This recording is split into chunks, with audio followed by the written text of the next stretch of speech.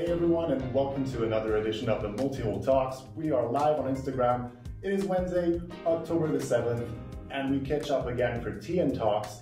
For those of you joining us for the first time, quick introduction here about what Mul-Tea-Hull Talks actually is. It's a series of meetings online where we get to catch up for tea and talks with team members, but also Sunreef captains, Sunreef yacht owners, but also Sunreef ambassadors.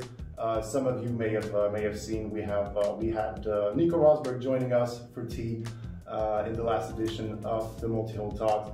But today's focus is luxury yacht charter, and this is why we are joined today by Aleksandra Chabros, Head of Charter Management at Sunreef Yachts. Hello, Aleksandra. Hello, Arthur. So, Aleksandra, thank you so much for accepting our invitation for tea. We're going to start by a fairly easy question, but fairly basic, but maybe it's not clear to everyone out there. There are so many yachts that are available for charter. Why do you think an owner would put their private yacht to charter? Well, I believe that the main reasons are those of financial nature. So obviously chartering a yacht generates income. And that income can allow an owner to cover the operational costs that a yacht generates.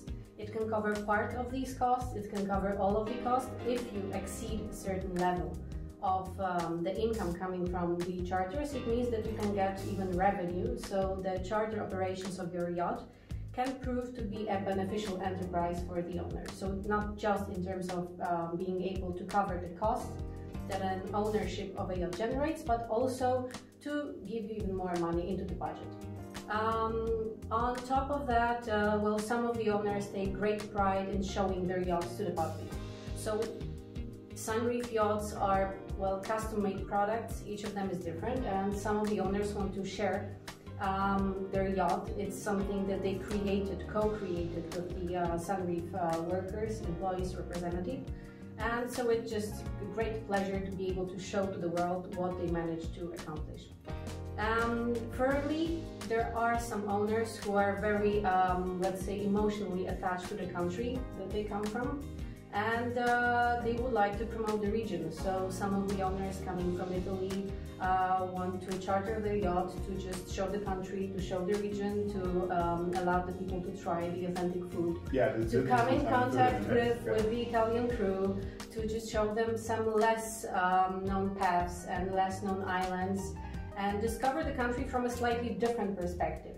Mm-hmm. So when you actually get to charter out, let's say an Italian boat owned by an Italian owner, you go off the beaten track with a local crew, taste the local food. That's what it's about. Well, certainly an Italian owner will give you a completely different experience than an owner who comes from a different country.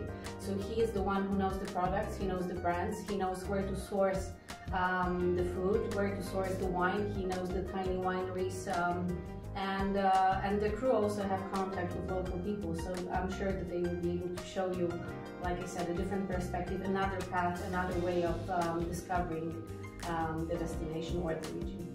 Okay, so all of this has sparked my imagination. Let's imagine for a second that I get to build my own Sunreef yacht, and I want to put it on charter. What do I do? Talk me through the steps. What do I have to do to actually, be able to charter out, to put my yacht on the charter market? Well, so first of all, there is the boring side, let's say, the formal side. So you have to make sure that your boat has a flag, that it's commercially registered, that it has an owning company, that it is compliant with the safety regulations of the flag state. So this is, like I said, the formal side that you have to take care of before you start the charter enterprise, the charter activity.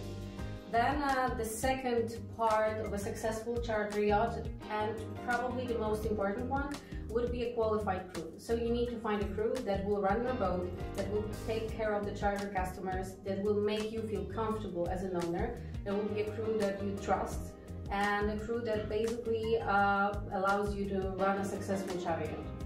And well, third of all, you also need to think about the layout of the boat, about the design, what kind of cabin arrangement you would like to have on your yacht. And so these would be the three primary elements that you have to think about before starting chartering. Okay. So if you really want to provide a 360 experience to your guests, you have to, I assume you have to start thinking about everything during build process, actually. Well, I usually say that it's better to think certain elements through even before. So the moment you make the decision that you would like to own a boat, it's good to start thinking about some other elements, but just not put too much pressure on you. Just think about it and try to find some pleasure in, like, you know, trying to have this vision to just making this concept and how you would like it to work in practice. Okay, good. Well, well, let's say I have my yacht delivered. I'm a happy owner. What do I do now? Because I can see, you know, there's so many boats out there on the market. What do I do with my boat to make it, you know, stand out on the charter market so that I get inquiries? Well, possibilities are endless. So we live in a world where you can choose anything and you can actually put anything on your boat. But the space is limited, so you need to make choices.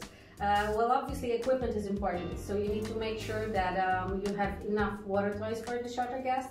This is, let's say, a standard on a charter yacht. You need to have a vast selection of nice water toys, of the newest water toys. So clients usually, the charter customers, they stay up to date with the newest additions to the general worldwide fleet of water toys. So it's good to have these on your yacht. But like I said, this is a standard, so you would expect each charter yacht to have a reasonable selection of water toys. But then, on top of that, well, you can have, like I said, pretty much everything. You can have pieces of art on the yacht. We have yachts in our fleet that have pieces of op art, which are installed into the saloon. They have pieces of art in the cabins. They have pianos, so art is omnipresent on the yachts, or it can be omnipresent on the yachts. If you get a captain who can play the piano, that's even better. But you can also play with other elements. So you can play with the idea, with the concept of being an eco boat. I'm not saying this is playing, but what I want to say is that you can treat this as an element that you can concentrate on, trying to attract a certain type of clientele. So having an eco-propulsion, for example, would be that element. And there is more and more interest in that kind of a product, and people are caring about the planet more and more. So I am sure that eco-yachts will become more and more popular. They already are, but obviously the units are limited in numbers. Okay, so that's very important, because I believe you have a fairly discerning customer base, and I totally agree. There are so many people out there asking for silent cruising, but also more responsible approach to yachting. Electric engines, you know, do the work. You know, I had the chance to test the 7060E electric catamaran. I have to say, you know, cruising in silence without, you know, the humming of the motors or the generators is the ultimate luxury, because this is what you're looking for, peace and silence. Yes, it is, and I think it's even hard to imagine you can do that. Well, usually you have to remember there is the tiny bit of the noise when you cannot just say that you have to use the engines and you're just motoring your way around on a charter. But it's true that the eco boats are basically just, you know, opening new possibilities to the customers, and it's like a whole new level of luxury. Okay, what about food? What do I do to attract new customers? Just get a great chef. So a good chef is also one of the key elements to delivering a perfect, impeccable charter experience. Well, generally the level of dining, of food, of cuisine on our yachts is super high. So it's comparable to the top restaurants that you can find in the world. And customers expect that level. So having a good chef is, like I said, super important. And you need to remember that most of the time when you have customers on a charter catamaran, they rarely go ashore to eat. They usually spend the whole days on the boat. So it makes sense to come up with a nice galley layout, I assume, right? Oh yes, but again, here it's all up to the taste of the owners. So some of the owners, some of our clients, I mean clients of the shipyard, like to have the galley like limited from the living spaces. They do not really like to see the food when it's prepared. But then again, some of the clients who are great foodies, they want the galley to be incorporated into the living space of the yacht. And they want to be able to observe the chef when he's working, when he's preparing the dishes. Right? Exactly. Okay. So that can be treated as a double pleasure. Before you get to eat, you get to see the chef prepare the meals. I remember one of the 74s available, you know, for charter has a huge countertop at the center of the main salon. There's a prosciutto slicing machine, I think a restaurant quality oven. Everything is out there for live cooking. You can get a huge parmesan on that counter so that your guests never get hungry, and if they do, then they have, you know, the chance to get a small snack. Okay, man. What about extra activities? I don't know, sports, yoga. Is this also, should this be in the mix as well? Of course. Well, the more activities you can offer to your customers, the better, and obviously it raises your chances of attracting more people. You can offer vegan food. You can offer yoga sessions. Well, sun reefs are perfect for yoga sessions. You have a nice, large fly bridge on pretty much every vessel, which is a great place to have a practice of yoga on your charter. You can hire a captain or a deckhand who is a trained kitesurfing instructor. So again, depending on the sports that you like, maybe you can hire like members of the crew who would offer this same possibility to your clients. Okay, so thank you so much for the tips. Now I think I know more or less what I should do. I just need to get a boat right now, right? Okay. Good. We're going to also talk about, you know, a general, you know, an overview of the charter market and everything that's been going on in the last months. And obviously the last months have been kind of difficult for everyone. And it's hard not to mention the impact of the pandemic situation on the charter market. How do you see, what were these last couple of months like? Well, certainly challenging. I believe we were all faced with a new reality and we had to find new means of dealing with this kind of situation. I think everybody from the charter industry was slightly afraid of what will happen with the summer season. But surprisingly enough, it was not so bad. Well, obviously we had to deal with cancellations. We had customers from the United States who were unable to come to Europe and to get to the port of embarkation as planned. Some of the charters had to be moved from one country, one destination to another one due to the entry restrictions, quarantine requirements, and so on. So the season was very dynamic, but also, well, people love to travel and they just really need to go on holidays and take a rest from that terrible situation that we are all in. And for this reason, I'm guessing, we had a lot of last-minute bookings. So despite the fact that the season was a rather difficult one, a tough one for us, especially from the office perspective, we did get a fair number of bookings, and I can say that I'm positively surprised about it. Okay, but would you say that booking has become more dynamic? Oh, well, yes, of course. Well, as I guess all of us have noticed, that the entry restrictions change, well, almost daily, maybe weekly, but sometimes they change every 3 days. So it's very difficult to plan your holidays with, like, let's say 1 month advance. So it's much easier to just make the decision, let's say 2 weeks before you go, and then possibly, like I mentioned before, change the destination, change the part of the country, and just try to adjust the trip. Okay, so it's all about improvising and adapting to a new situation. Yes, I believe that's what we all had to master. Okay. The skill of improvising. And it will also be valid, I assume, for the winter season. What about the winter season? Well, I am hoping it will be more predictable. So right now, the British Virgin Islands are, have announced that they will be opening up on December the 1st. St. Martin is open, Antigua is open, so there are parts of the Caribbean that will be open. Well, for sure, I would like to say, but it might be the pandemic will hit us again, and then some new restrictions might be implemented, but it's too early to make any projections. But we have a certain number of bookings already for the Caribbean season, and more customers are making that decision, especially from the United States or just from across the ocean.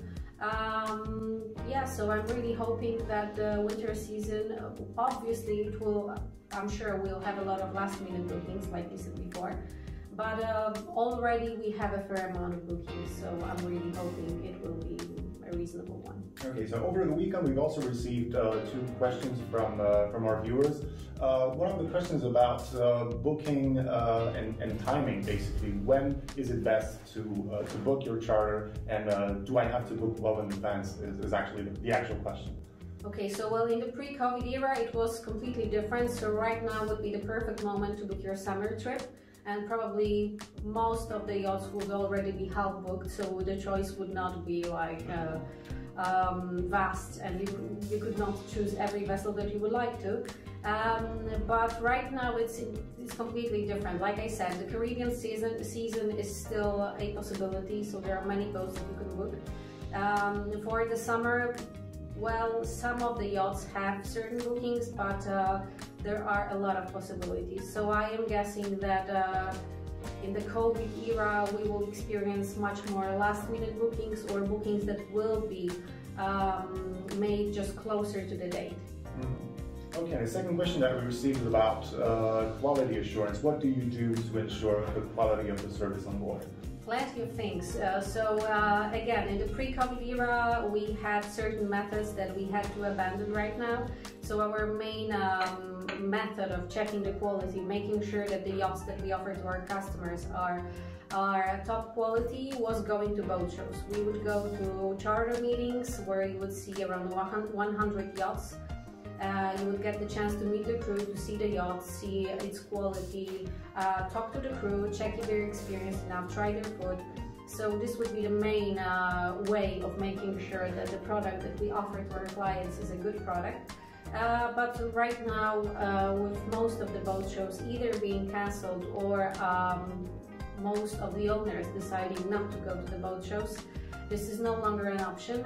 So right now we have to basically trust in the crew, speak with the crew, when employing the crew, check their experience, see if they are familiar with the standards of luxury charters that we represent.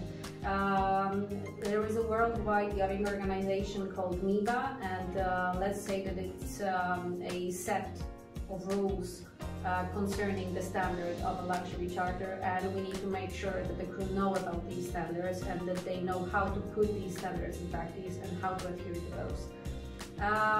What else do we do? So we also get feedback from our clients, we get feedback from brokers. So basically it's all about communication, it's all about making sure everybody knows how to act, and that we are basically on the same page, and that we all want to deliver that impeccable experience on a beautiful Sandreef cat. Good. Okay, so I assume there's a lot of things happening remotely, of course, because we adapt to 2020 rules.